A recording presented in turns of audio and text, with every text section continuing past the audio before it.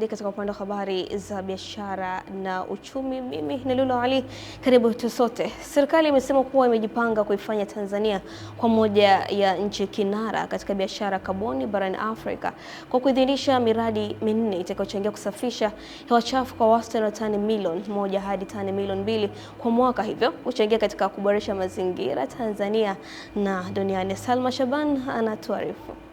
Akizungumza na waandishi wa habari jijini Dar es Salaam, Waziri wa Nchi, Ofisi ya Makamu wa Rais, Muungano na Mazingira, Mhandisi Hamadi Yusuf Masauni, amesema Kamati ya Taifa ya Kaboni iliyoketi mwezi Julai mwaka huu imeishauri serikali kupitia Ofisi ya Makamu wa Rais kuidhinisha viwango vya kaboni kiasi cha tani milioni 4.2 vyenye thamani ya shilingi bilioni 135.5. Serikali itanufaika kupata 8% ya mapato ya mauzo ambayo kwa makadirio ya sasa ni zaidi ya dola milioni 4.2, ikiwa ni sawa na takriban shilingi bilioni 10.8.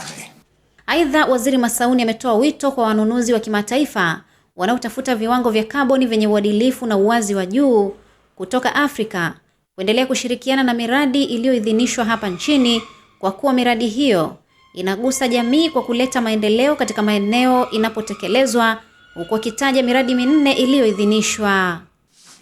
Miradi hii inalenga kupunguza uzalishaji wa gesi joto kupitia matumizi ya nishati safi ya kupikia na upatikanaji wa maji safi na salama, hivyo kuchangia utekelezaji wa mkakati wa matumizi ya nishati safi ya kupikia ili kufikia lengo la 80% ya Watanzania wanaotumia nishati safi ya kupikia ifikapo mwaka 2034. Waziri Masauni ameongeza kuwa miradi hiyo inachangia utekelezaji wa ajenda za maendeleo endelevu, kuimarisha ustahimilivu wa jamii dhidi ya mabadiliko ya tabia nchi na kuchangia utekelezaji wa dira ya maendeleo ya taifa ya mwaka 2050.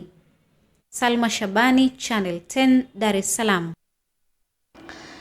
Naibu Katibu Mkuu wa Jumuiya ya Wanawake Tanzania UWT Zanzibar, Khadija Nasor Abdi, amepongeza jitihada za wanawake wajasiriamali mkoani Njombe kutumia ipasavyo mikopo ya 10% inayotolewa na serikali kupitia halmashauri, akisema imekuwa chachu ya kuwawezesha wanawake wengi kujikwamua kiuchumi na kuboresha maisha yao.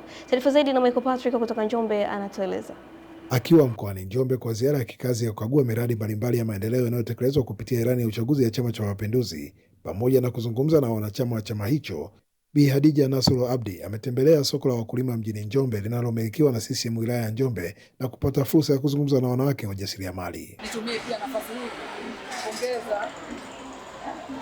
kumpongeza halmashauri za wilaya kwa kufanya huu wajibu huu, kwa sababu unaweza kukuta wanawake wanapewa kweli fedha za mikopo kwa ajili ya kujiwezesha kiuchumi, lakini hawawapi elimu ya fedha ile, namna ya kuitumia, namna ya kurejesha. Kwa upande wao, wanawake wajasiriamali kutoka vikundi vilivyowezeshwa na halmashauri ndani ya kata ya Njombe mjini wamekiri mbele ya Naibu Katibu Mkuu UWT Zanzibar namna walivyoweza kupiga hatua kupitia mikopo hiyo. Ina desturi ya kuja, ikiondoka inaondoka. Kwa hiyo hizi hela jamani hazina riba. Unapata ile hela kisha nenda kwenye points, nafanya nafuga kuku. Lakini pia watu wanarejesha. Kuna wengine hapa wanarudia awamu ya pili, kuna wengine ndio awamu ya kwanza. Naye mwenyekiti wa UWT mkoa wa Njombe Scholastica Kevela wamekuwa na haya ya kusema. Sisi viongozi tulioko hapa tuna wajibu wa kusema kazi nzuri zilizofanywa na serikali ya awamu ya 6. Awali Naibu Katibu Mkuu UWT Zanzibar amepata wasaa wa kutembelea mradi wa mkulima wa parachichi na kujionea fursa za kiuchumi. Kwa hiyo tuwahamasishe akina mama wenzetu na vijana wetu pia tuingie kwenye hichi kilimo, kinatija sana. Mpaka sasa hivi nimefikisha ekari 200 na zote hizo zimeshapandwa. Kutoka mkoani Njombe, Michael Patrick, Channel 10. Haya, Katibu Tawala Mkoa wa Mara amewataka vijana mkoani humo kutumia mikopo wanaochukua kupitia benki ya kilimo kujikwamua kimaisha na kusimamia vyema miradi wanatekeleza ili kufikia malengo yao, ambapo Musa Makali kutoka Mara anaripoti zaidi. Akizungumza kwa niaba ya Katibu Tawala Mkoa wa Mara, Katibu Tawala wilaya ya Bunda Sarumu Mtelela amesema serikali imetoa takriban kiasi cha shilingi bilioni 1 ili kutekeleza miradi inayokadiriwa kufikia 200, na haya anasema wakati akizungumza na vijana wanaonufaika na fedha hizo. Mkoa wa Mara tumepata miradi mbalimbali ya ufugaji kuku wa mayai, kuku wa nyama, nguruwe na miradi mingine ambayo inakadiriwa kufikia miradi 272 ambao kwa ujumla yake ina thamani ya shilingi karibu bilioni 1 na milioni 700. Sio ndogo, ni fedha kubwa, na tunaamini kwamba itasaidia kubusti uchumi wa mkoa wa Mara, uchumi wa mtu mmoja mmoja, lakini na uchumi wa taifa letu la Tanzania. Zungumza katika mafunzo hayo, Bugomba Kimasa, afisa uvuvi mkuu kutoka Wizara ya Mifugo na Uvuvi, amesema mafunzo yaliyotolewa ni kuendesha miradi, kutunza kumbukumbu kwa vijana hawa. Kuna wengine ambao tayari wanatekeleza hii miradi, kwa mfano miradi ya ufugaji. Kuna wengine ambao tayari wanafuga. Sasa hii mikopo ambayo wameipata itaweza kuongezea mtaji katika kutekeleza hizo shughuli zao. Ni swala la mikopo, nimeweza kunufaika na mikopo ya halmashauri tukiwa kwenye kikundi cha vijana kijiji cha Kwibara, na vimeshatunufaisha vijana wengi ambao tunaweza kupata fursa kutoka kwenye ngazi ya wilaya. Mradi utakuja kutusaidia sisi vijana.